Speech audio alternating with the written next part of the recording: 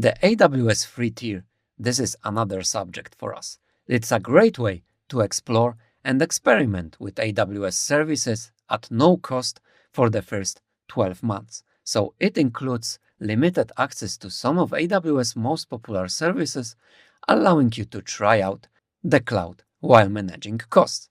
There are three main types here. So we are currently on the AWS page once again, and we are exploring this free tier.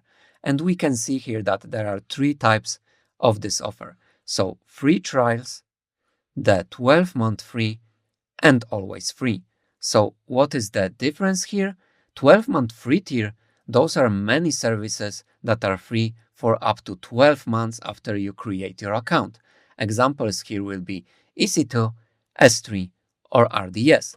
So if we'll go here, we can see that, let's keep this to the 12 months free, and we will see that Amazon EC2, 750 hours of usage per month for T2 or T3 micro. So 750 hours give us whole month with a change, because if we will take 30 days, multiply by 24 hours, we get 720.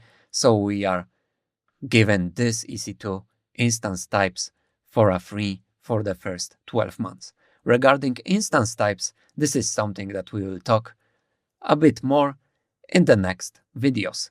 About Amazon S3, this is another service we will talk about, so don't worry if you don't know that stuff yet, but we can see that there is a 5 GBs of a standard storage available for 12 months, and RDS also 750 hours, so that will be a database service for relation databases, and those 700 hours correspond to EC2s, because actually underneath those RDS there is a EC2 instance running. We can go to yet another type, so some service remain free indefinitely within usage limit after 12 months free tier ends, and those examples are maybe Lambda, DynamoDB, and let's say S3 Glacier. So if we will change that to always free, we will see that there are 1 million free requests of Lambda per month in the indefinitely free zone. The Lambda is something that we will talk about. It's a serverless approach to run your code. There are also, let's say, SNS.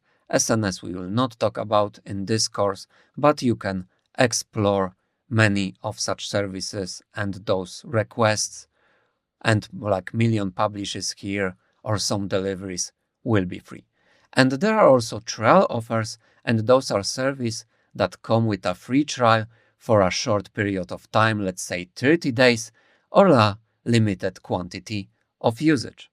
So those are key services and limits in the AWS tier. You can always explore this page if you like.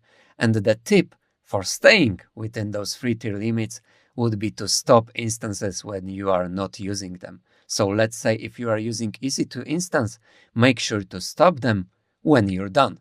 Also choose the right instance type. So only T2 micro or equivalent free tier eligible instance are covered by this free tier plan.